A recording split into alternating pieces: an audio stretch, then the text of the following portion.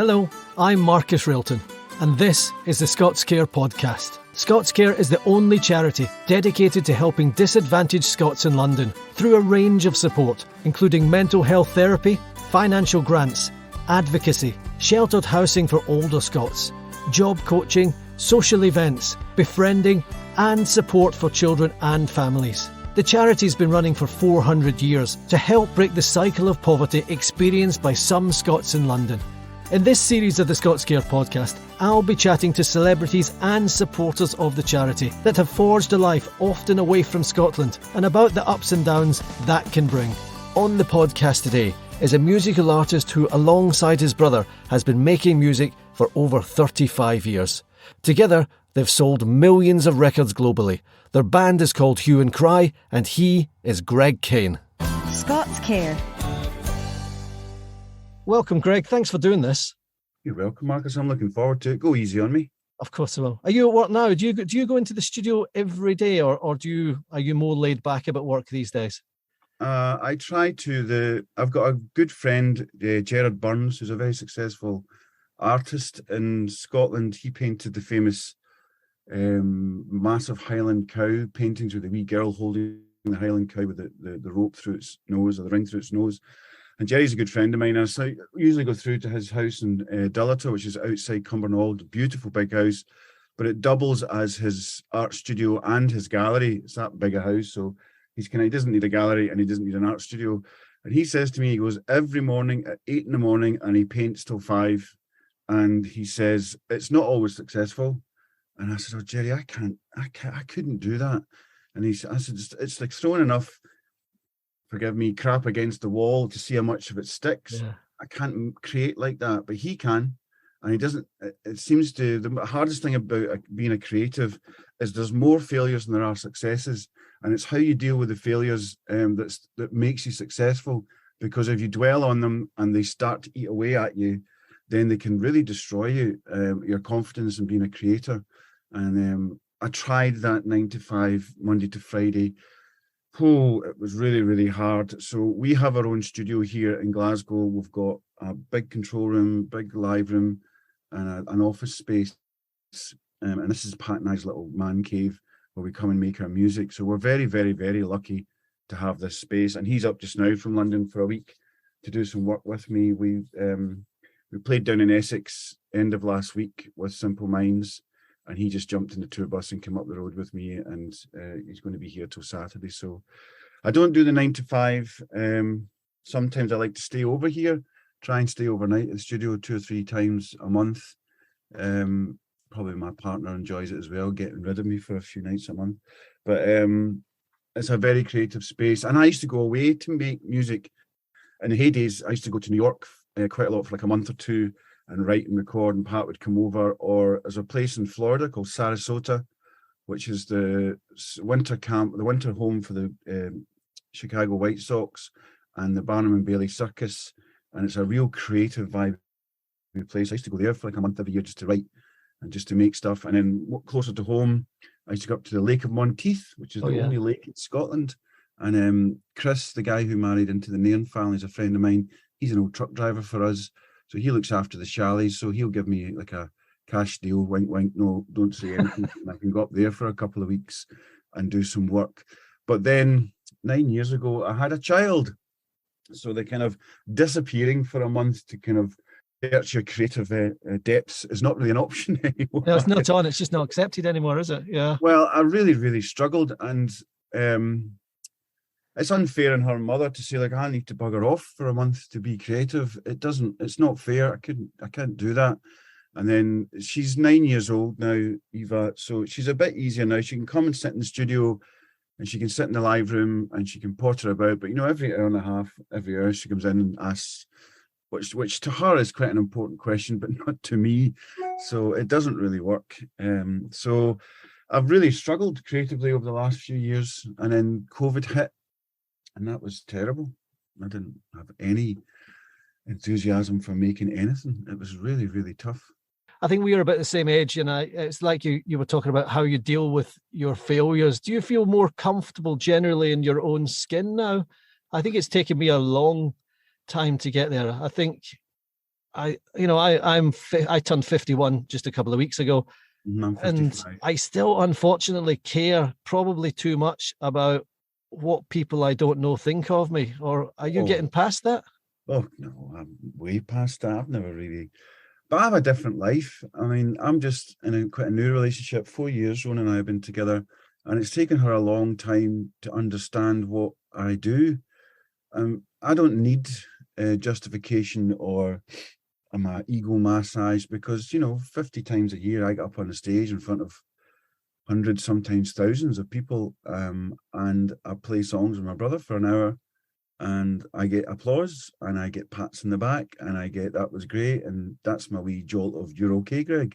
And Yeah. then I come back after, it's usually about 2 or 3 weekends a month we go away, and I come back to normal life, and I don't need any kind of ego boost or ego support because I've just had it. And the thing as well is, Hue and Cry being brothers, or a duo. I watch these artists who are solo artists, and they have to do all this on their own. Pat and I at least have got the kind of support mechanisms for each other. We do it together, so we're very, very lucky.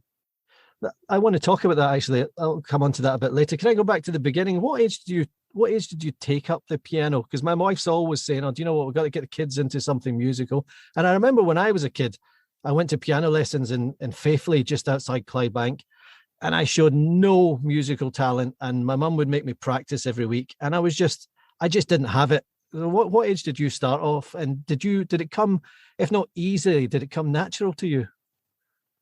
Faithfully, that's the number 2 bus, isn't it? That goes to Faithfully. I've been on that bus.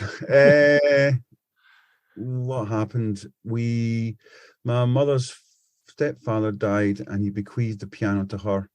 So that was put in. Mum and Dad bought a house they couldn't afford. It was a big house, and they worked tirelessly to sort of make all the mortgage payments, stuff like that. But there was a room that was spare in it, and this piano was deposited there after my grandfather died.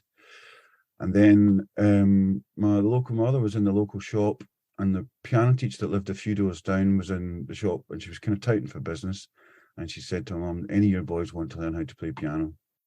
Because I think she'd seen the piano being delivered to the house. And I was downstairs first that morning. It was a Sunday morning, and Mum posed the question, and I said, "Yeah." So if Pat had come down first that morning, he might have been Elton John, and I may have been completely different. My life might have gone a different way. But I studied piano, classical piano, from the age of 9 till I was 16. I sat all my exams in the Athenaeum, that beautiful building at the top of Buchanan Street where the Hard Rock Cafe is now. That's where I went from all my piano lessons. And I had a fabulous music teacher at school, a guy called John Picaithley, who was the organist at Motherwell Cathedral, which is one of the most beautiful cathedral organs in the country. And John sort of took me under his wing when I was a kid at high school, and he sort of pointed me in the right directions. And the school was so supportive, but in really weird ways. The most supportive guy, apart from my music teachers at school, at high school, was the janitor. He used to let us rehearse in the stage back at the stage in the assembly hall when the cleaners were in between 4 and 6. So we'd free rehearsal space, and we used to store our gear at the side of the stage, and he would let us make a racket. And That's great, isn't it? He was such a kind man. And you think it'd be like, our headmaster at our school was Bob Crampsey, who was the first brain of Britain. So he was very musical. So he used to come, not every time, but a few times he came and sat and listened to us play in the assembly hall between 4 and 6. And was obviously critical because he was a big carnassious man. But there was lots of little support things happening all over the school. And you would like to think that still happens today. I mean, my daughter, her mother's a musician as well. She's playing with Goodbye Mr. Mackenzie at the moment, and she's toured the world with her band, the Hedrons. And Eva, my daughter's got me, who's a professional musician as well, but she's got no interest in music. And in this place that I'm sitting, there's 1, 2, 3 pianos in here. And when our friends come to visit here, they just leap on the pianos and they sit and play. And my daughter will say, "Come on, let's go and make slime. Don't want to play piano." Let's make slime. She's not even, and she can sing and she can dance, but we put her into the Royal Conservatoire in Glasgow. The Royal Conservatoire of Music is one of the top 10 schools in the world for music. So I know Tommy Smith, the dean of the jazz course, and I know some other people. Phil Cunningham's the Dean of the Trad course. Okay, yeah. Some brilliant, top of their game lecturers. So I thought this would be great for Eva when she was young. She hated it. She begged not to go. So you never know. I mean, my mum and dad weren't musical, so I mean, we didn't get it from them. But do you think your daughter shows? Do you think she has inherited a musical talent? Do you think it might come out? My father-in-law, he was a musician. He played in a band in the 60s called the Medievals, and they had a couple of hits. And so my wife and her three brothers all seem to have this ability when I'm at their house, they can pick up a guitar or a piano and listen to something and just start to pick it out without any kind of formal musical training. I wonder if Eva will inherit that from you or her mum. See, I know, being a classically trained pianist, I had my early years were all about practice, and I had a practice regime that you can't really break, because as soon as you stop playing, you need to go backwards in your abilities. So that was drummed into me by my piano teacher. And Pat and I, as Hue and Cry, we use a lot of jazz musicians, and you talk to them about their history and their story. And most musicians are quite antisocial because they've spent so much of their time practicing and on their own, because you can't practice with anybody else. You practice on your own. Yeah. So a lot of musicians are insular for that reason. A lot of singers are insular because they live near monastic lives. Well, the ones that can still sing, they can't go out talking and shouting in pubs for hours and then, because it wrecks their vocal cords, and they're always resting because they've got to sing 3 times a week for 2 hours at a time. So musicians are by nature very insular and very kind of antisocial people. So I mean, my daughter's not antisocial. I mean, I was a wee weirdo when I was wee, because all I was doing was playing the piano. And then at 13, when I got to school, they had school orchestras, and they had instruments to give out to kids, and they gave me a saxophone. So I started playing saxophone from I was 13, and ended up playing. At that time, saxophone was quite prominent in music. There was the Boomtown Rats, there was Hazel O'Connor, there was UB40, obviously Jerry Rafferty's Baker Street. Saxophone was everywhere. So I started gigging when I was 15, 16 years old. I had to learn God Save the Queen pretty quick, because most of the gigs were in Orange Halls. But I know, you had to learn that. My dad used to go nuts every time I go home. And did you play it again? I said, yes, Dad. And do you think if your daughter showed an interest later, would you be happier for her to be a musician? Because it can be a tough old life. It is a tough old life. I mean, I've been through. I mean, I can do poor and I can do rich. I've been both multiple times. There's not a kind of exponential trajectory in the music business. You kind of, it's all about peaks and troughs. And again, I go back to the thing about dealing with the failures. Musicians and creative people have got robust mechanisms for dealing with failure. And I guess it's all the knocks. I mean, another thing is my daughter has been modeling since she was 3. So it's not that she's the most beautiful kid in the whole world, although she is the most beautiful kid in the whole world. Of course. But her mother was a debt collector for a model agency. That was her spare part-time job, as well as being a musician. So when we had it, Eva, obviously you were proudly posting your photographs on Facebook, and the girl that owned the model agency said, because she knew Yvonne and she knew me, she said, look, you fancy booking her?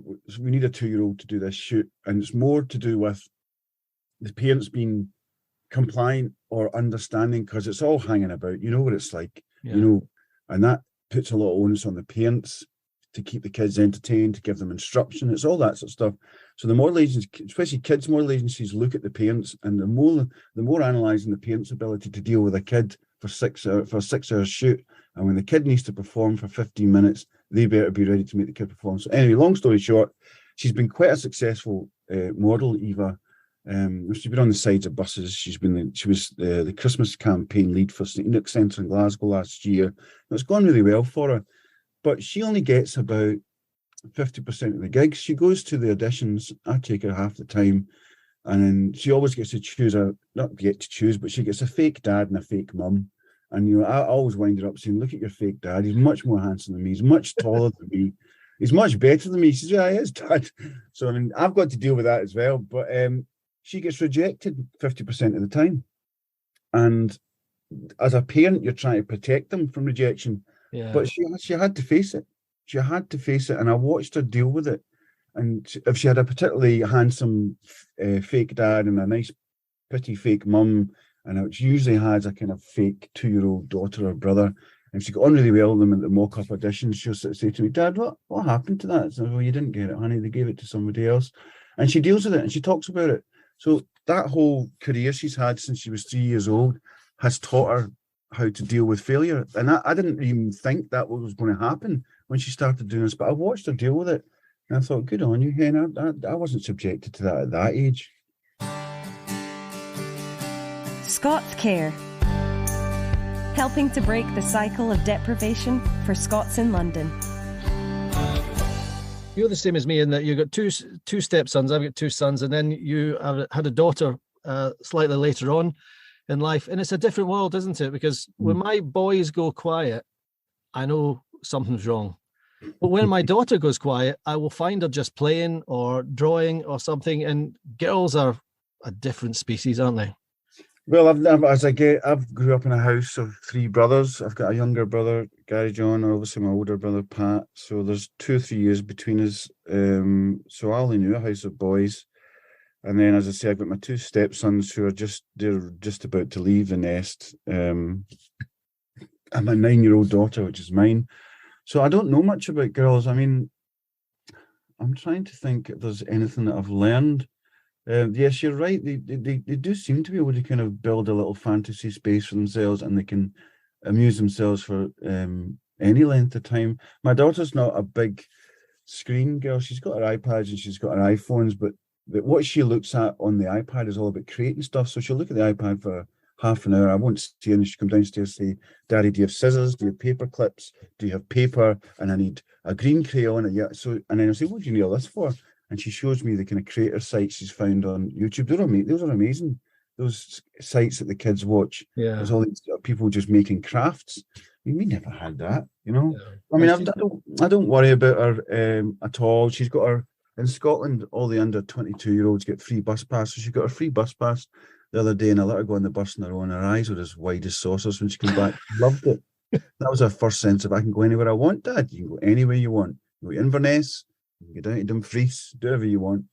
So she's got her phone with a SIM card in it, and she's got a free bus pass. She's got freedom. You've got freedom. That's brilliant.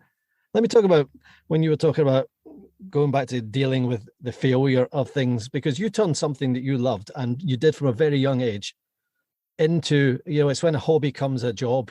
But I mean, and you do seem very grounded, Greg, but was there ever a point you just thought, oh, sod this for a game of soldiers. I don't want to do this anymore? No, I'm very hands-on. So I've done many different things. I mean, I've been a tour manager, I've been a roadie, I've been a driver, I've been lots of things. When Pat wanted a break from the music business, sort of late 90s, he just didn't want to do it as much anymore. I've been a recording engineer all my life. I started as a recording engineer when I was 16, 17 years old. So I just started, I've got a love of jazz music, so I started doing a lot of live jazz sound engineering and some recordings. I ended up working with the Scottish National Jazz Orchestra. And I must admit, when you've got, there's 22 of them, and you're laying out all the seats, and you're laying out all the music stands, and you're miking up all the mics, and you're sitting there, and honestly, you smell like you played squash for about 4 hours because you're working so hard. And then you're first in to set it all up, and then the orchestra comes and plays, and the audience turns up, and then you're last out because you've got to break it all back down again. That's a shift.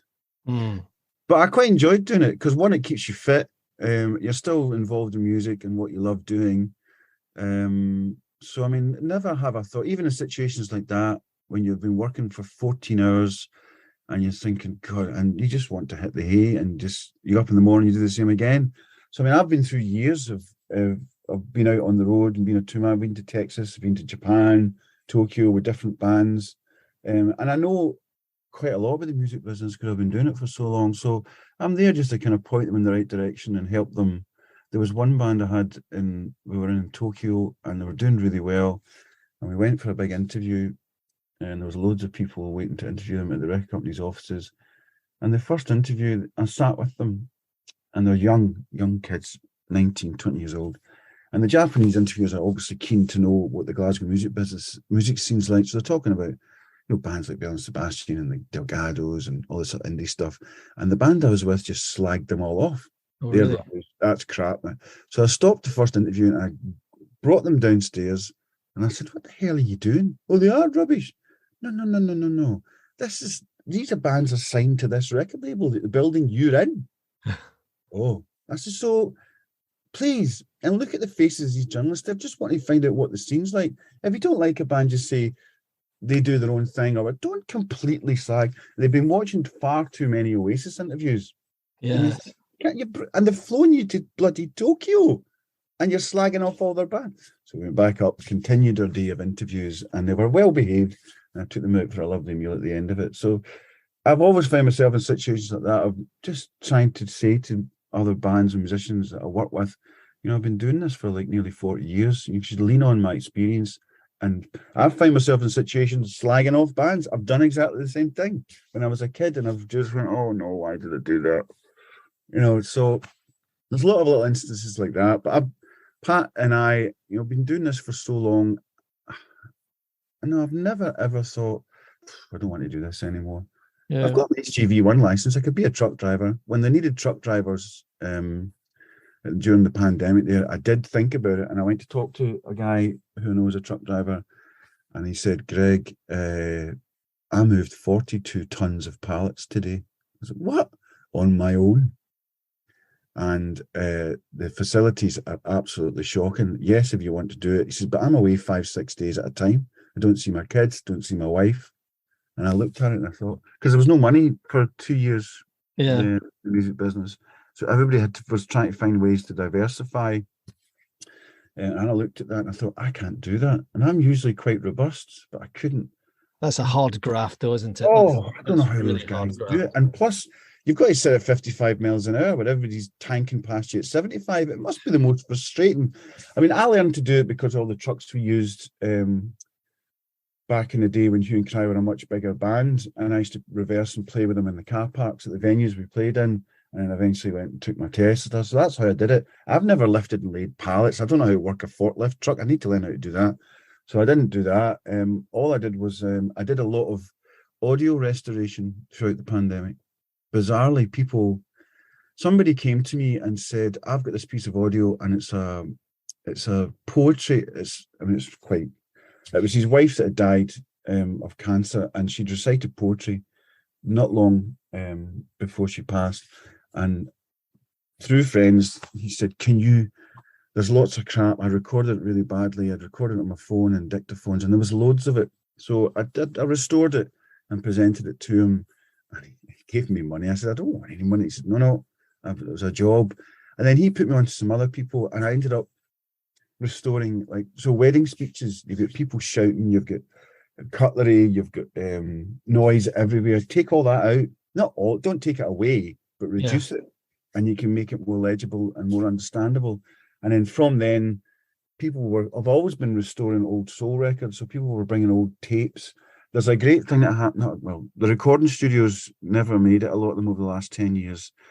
But what happened in America was these rare old recording studios in places like Detroit and Nashville and where's the one? Where's Muscle Shoals? Where's that? I can't remember where that is. Anyway, these recording studios closed, and what they did was they auctioned off the cupboards. So the cupboards could contain, nobody knew. There was tapes and old reel-to-reels and old vinyls. And then you couldn't afford to bid on the whole cupboard. They split it into a shelf and a cupboard. So these two guys that have been over in Detroit bidding in these auctions, putting it in a box, sometimes not going to Detroit, just bidding on a shelf that they don't even know it's there. But there's tapes and reels, and they would come home and they'd sift through them, and then they'd contact me and say, "Look, we've found these 3 things that have never been released of artists that we know about. Can you restore them?" So that meant I didn't really need to meet anybody. I didn't need to go anywhere. I would just sit here, and it's quite a painstaking thing to do. It takes a long time to do, but I've really enjoyed that, and I've got quite good at it. So that sort of saved me from going back in an Arctic truck and moving 41 to 40 tons of pallets a day. It was a strange time. I know your parents have both passed away now. And did that change you as a person or change you musically? I think one of the things my dad in his last few years kept telling me to worry less, and I don't think I ever really got it. And then when he went, I kind of got it a little bit. You got to take a step back, be a little bit more objective about life. Oh no, I've always been able to I can do a big picture step back thing. I've always been able to do that. I don't get, I don't go down rabbit holes other than when I'm researching or studying, but I don't, I've always been able to take a step back. My father he retired early. He was a manager in British Rail. He famously sacked Alan McGee, and Oh, Alan really? used to slag Hue and Cry, but he said if it wasn't for their dad sacking me, I probably wouldn't have started Creation Records. So every time I meet Alan, we always have a bit of a laugh. He apologises for slagging Hue and Cry, and I apologise for slagging Oasis. But when British Rail were modernising, my dad and they were bringing in computer systems for all the kind of register stuff, and my dad was a personnel manager in the South Side, and he got offered retraining or retirements at 53, and he retired at 53, and he did nothing. He learned how to speak Italian. He liked going to Italy twice a year, but he didn't do anything. So I mean, he died at 78, so he'd like 25 years of hanging out with his pals, going for walks. Didn't have a dog. He was a strange guy. It was like, what, I couldn't retire at that young. You just couldn't do it. But that's what happened to him. So he was very supportive. They were very worried. Their two young sons were involved in the hedonism of the music business. But Pat and I weren't drug takers or big drinkers. We weren't, the hedonism thing wasn't the attraction. The attraction was getting to go to New York to work with great musicians, getting to tour the world, getting to see these fabulous European cities. That was the thing that excited us. And then my mother, she was always very supportive. She was a district midwife, and then she moved into elderly care after she finished being a midwife. She died about 3 years ago. I read a bit that Pat wrote about your mum, and Oh, it's beautiful that. She seemed a real force. She was well known in the community. When Pat and I could not, even when Hue and Cry were first successful, we were still known as that's one of May Kane's boys. So I mean, brilliant. we didn't. She was well better known in the town than us because she was classic district midwife. I mean, these people knew everything about everybody, and they didn't take any crap. I mean, Mum, I remember I was walking back from the town one day, and these three Neds have accosted me and asked me for money and whatever. And I was with my friend. I was on my own, but my two friends were behind me, and these three guys didn't realise I was with other people. So once my two other friends joined in, they kind of backed off a wee bit, and it was calmed down. And I looked at the guy and going, "Where'd you get that shirt? What's it got to do with you? That's my shirt." No, it's not. What is? So when I got home, I said to my mum, I went upstairs, the shirt wasn't there, and I said to my mum, "Mum, what did you do with that shirt?" "Oh, you weren't wearing it." "I was wearing it."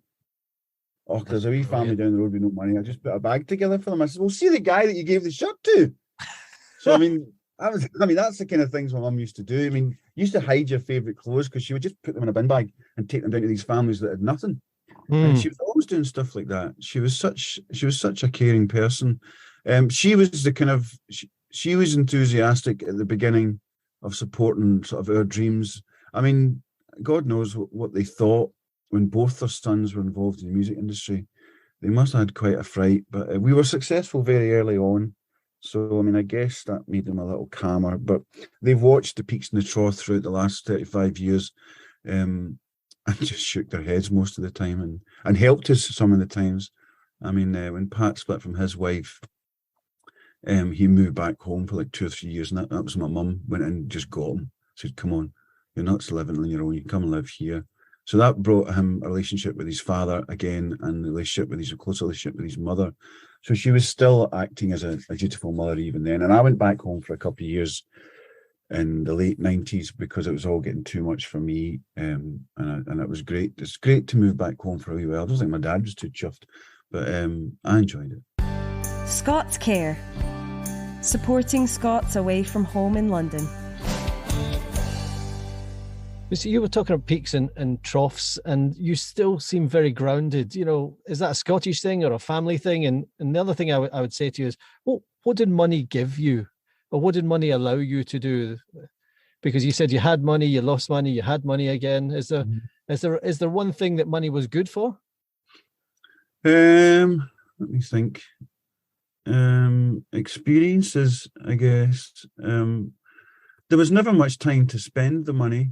Because you were always away working. I mean, I was away all the time. when for about 5-6 years I was never home, either touring or away working.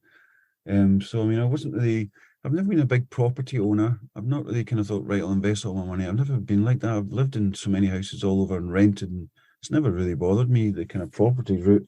I was a bit of a petrol head when I was younger, so I bought some nice cars and I quite enjoyed them. Up the back of my mum's, there was every second Sunday, if you walked up the back of the hill of my mum's, there was these big houses, and there was this brown Ferrari used to sit outside this house, and it was obviously a son visiting his folks, and it was beautiful, and it was chocolate brown, and I used to stand there, rain and snow, just looking at it, and I'd peer in the window because I loved the design of it, and I loved the way it sat in the road. And once the guy came out and he shoots me away, and he was like, "Oh, hey, don't go anywhere near the car," and I kind of trudged back down the road, and my mum said, "Don't keep going up there, someone. It's beautiful." I like looking at the car, and this is true. I said, if I have ever a car like that, I would come out with the keys and say, "Do you want to sit in it, son?" Yeah. That's what I would do. So wind forward, what would that be? 12 years later, 13 years later, I had a Porsche 911, right? Bright red, beautiful. And it was sitting outside my mum's, and my dad used to say, Greg, can you park it away from the house?" I said, "Oh, Dad, don't be daft." He said, "There's 4 wains around that." Or 3 wains around that. So I came out, and you know what? I remember the actual scene, and the boys had their bikes, and I said, "Put the bikes in the front garden, jump in." I said, "Where do you live?" "What?" So and they lived in the roughest, meanest estate called Townhead, Coatbridge. So off we went up to Townhead, and round their house, we put the window down. They're all shouting at their pals and stuff like that. And I drove back, dropped them off, and I says, "Now, boys, if you ever see this car, could you keep an eye on it?" Ah. Yes. There we go. Oh, that's brilliant. That's brilliant. So what a rush they had. So I felt good about myself. My dad's shaking his head, tutting it. So the next day, I'm in my house, and my phone goes, and it's my dad. My dad never phoned me. I said, "Dad, is everything okay? There's 30 of them here in the garden." So they got all their pals to come. "Is he in, mister? Is he in?" Is he in, mister? Brilliant. "There's 30 of them in here. You're an idiot." That's great. But I mean, no, that's the kind of stuff. That's from my mum, though. That's from, she's a nurse, carer, cares for people, is thoughtful. That all comes from my mum. But she needed my dad because he was practical and a bit grumpy and a bit tight. So she needed that because she's all flamboyant and caring and would give her last penny to everybody. And my dad sort of kept her in check. So that was the dynamic. And you're back on the road. You're doing. I was looking at your website, and I was talking to some people, and they're saying you're doing some nice festivals. And I like taking the kids to festivals to see bands that I grew up with. And I was playing my 13-year-old Noah. I was playing "Ordinary Angel" to him, and I hadn't listened to it. That was such a brilliant tune from when I was younger. And I was, do you know what? It sounds odd, but it still stands up. It still sounds really fresh. And Noah went, "Oh, that's a great tune," and he loved the way it begins with the kind of, I don't know, how would you describe the beginning? A kind of Indian sound to it, maybe? It's Indian. It's the whole thing about the Ordinary Angel. The whole premise of the song is, we're all ordinary angels winning tiny victories. So the whole intro of the song was to be a kind of world music, musical piece. So when we recorded that song in New York, you could contact this agency, and this is before the internet, they would tell you what kind of world musicians they had, and they had Russian throat singers, they had Indian sitar players and tabla players, and we had everybody in. I mean, the multi-tracks recordings of that intro, there was so many different versions of it, and it's 3 times as long as actually the one that's on the record, because it was just amazing. It was like, I don't know, like a zoo of different world musicians, and that was the whole idea of that whole intro. It cost an absolute fortune from memory. And it's a long intro on the actual record. Yeah. On the record, it's quite a long intro, but that's it edited. So when Pat introduces the song just now at the festivals, he knows this is a song for fans that stay with bands and bands that stay with fans. We're all in this together. So it was a kind of a collective thought for that song, for people just to stay together and to be together and to work together. That's what the song's all about. So I mean, it has stood the test of time. It's got an 808 drum machine. It's got 80s synths and all over it, and yeah, it worked for us, and it still works to this day. The fans love it when we play it. Greg, thanks for joining me today. Thanks for being on the ScotsCare podcast. It's been a real delight speaking to you. Well, thank you, Marcus. I hope I didn't waffle too long, but I've really enjoyed that. You've brought back some good memories, and I'm going to sit and make myself a cup of coffee and think about Mum and Dad for 5 minutes before I start my work. ScotsCare, supporting London Scots with financial grants, welfare advice, counselling, sheltered housing, jobs coaching and family support.